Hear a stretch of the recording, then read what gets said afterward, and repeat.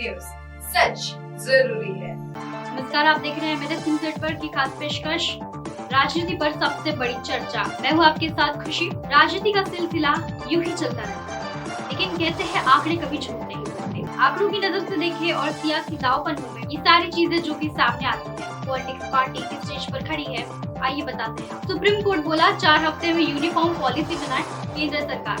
School में 6वीं से 12वीं क्लास तक की लड़कियों को सैनिटरी पैड मुफ्त दिए जाने की मांग वाली याचिका पर सुप्रीम कोर्ट ने केंद्र को वहां पर निर्देश दिया है।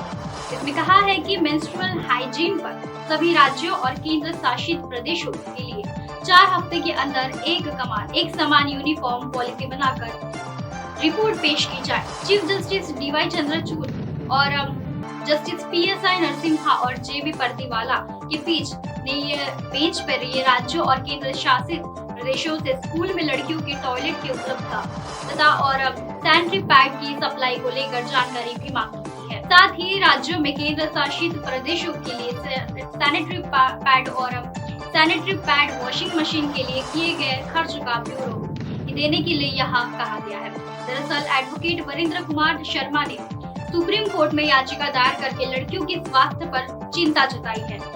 याचिका में बताया गया है कि पीरियड्स में होने वाली दिक्कतों के कारण कई लड़कियां स्कूल ही छोड़ देती है, क्योंकि उनके परिवार के पास पैड पर खर्चा करने के लायक पैसे नहीं होते और कपड़ा यूज करने से उन दिनों में स्कूल जाने में परेशानी का कारण बनती है।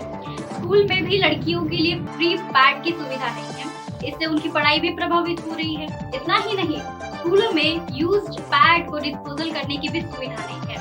इस वजह से भी लड़कियां पीरियड्स में स्कूल नहीं जा पाती।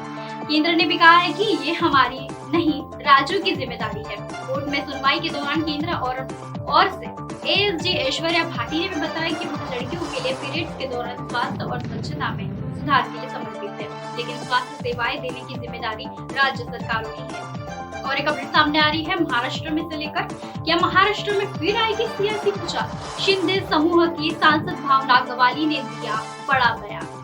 एमपी भावना गवाली ने भी कहा है कि शिंदे गुट से कोई विधायक या सांसद नाराज नहीं है। भावना गवाली ने भी सलाह दी है कि ठाकरे ग्रुप के लोगों ने गॉसिप करना बंद कर देना चाहिए, क्योंकि मुख्यमंत्री एकनाथ शिंदे ने हाल ही में अयोध्या का दौरा किया था, जिसमें मुख्यमंत्री एकनाथ शिंदे के साथ विधायक, सांसद, नेता, अधिकारी और शिंदे गुट के कई सारे कार्यकर्ता भी वहाँ पर शामिल थे। लेकिन शिंदे गुट के कुछ विधायक और सांसद इस दौरे के दौरान नाराज थे, इसलिए ठाकरे सांसद संजय राउत ने भी कहा है कि शिंदे गुट का एक गुट परेशान है। राउत के बयान पर शिंदे गुट की सांसद भावना गवाली ने भी बड़ा बयान दिया है।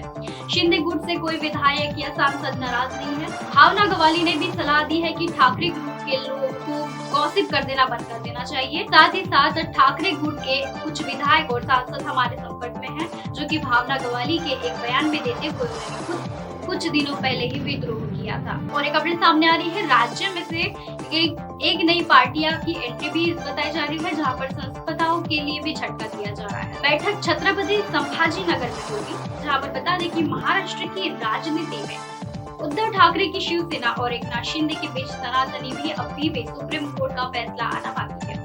इस नतीजे पर यह सब कुछ बाकी निगाह टिकी हुई है। बाकी सभी की निगाहें टिकी हुई है कि वही राज्य की राजनीति में एक नई पार्टी की एंट्री होगी। नांदेड़ के बाद अब बीआरएस पार्टी मराठवाड़ा और राजधानी छत्रपति संभाजीनगर में जनसभा करेगी, जहां पर तेलंगाना के मुख्यमंत्री वीएस पार्टी के राष्ट्रीय अध्यक्ष के चंद्र राव ने भी 14 अप्रैल को बैठक को संबोधित करेंगे। कुछ दिनों पहले ही ऐलान किया गया था कि बीआरएस पार्टी महाराष्ट्र जिले परिषद का चुनाव करेगी। साथ ही साथ गांव स्तर पर भी पार्टी का विस्तार किया जाएगा, इसलिए जिला परिषद चुनाव के केसीआर की पार्टी को भी मैदान में होगी। और बता दें कि महाराष्ट्र में बीआरएस पार्टी के आगे बढ़ाने के लिए आंदोलन की गति पकड़ ली है। नांदेड़ जिले में हुई पहली 2 सभाओं के बाद ही के चंद्रशेखर राव अब मराठवाड़ा के अन्य हिस्सों में अपना मार्च सागिंतर कर रहे हैं। इसी के तरह में 14 अप्रैल को के चंद्र राव के भी यह मौजूदगी छत्रपति संभाजीनगर जिले में एक जनसभा का आयोजन किया गया। इसी जानकारी पूर्व विधायक हर्षवर्धन जाधव ने भी मीडिया को दी थी। और बता दें कि इसी बीच नांदेड़ जिले में हुई 2 बैठकों के बाद में परभणी जिले में पूर्व नेता और किसान संघ के पदाधिकारी केसीआर के पार्टी में शामिल हो गए थे। किसानवाद का नारा देते हुए केसीआर ने भी अपना ध्यान महाराष्ट्र कृषि क्षेत्र में काम करने वाले सभी राजनीतिक दलों और नेताओं, अधिकारियों से कार्यकर्ताओं पर केंद्रित किया था। बड़ी संख्या में एनसीपी, एनआरसीबी और किसान संगठनों जैसे दलों को संगठनों के लिए नेता, पदाधिकारी और कार्यकर्ताओं बीआरएस में प्रवेश कर रहे हैं। इसलिए राज्य में बीआरएस पार्टी की ताकत धीरे धीरे बढ़ रही है। राजनीति का सिलसिला ऐसा ही चलते रहेगा। कल फिर मिलेंगे इसी समय इसी जगह। तब तक देखते रहिए एमएनएस न्यूज़ नेटवर्क की खास पेशकश। देश की राजनीति पर सबसे बड़ी चर्चा। नमस्कार।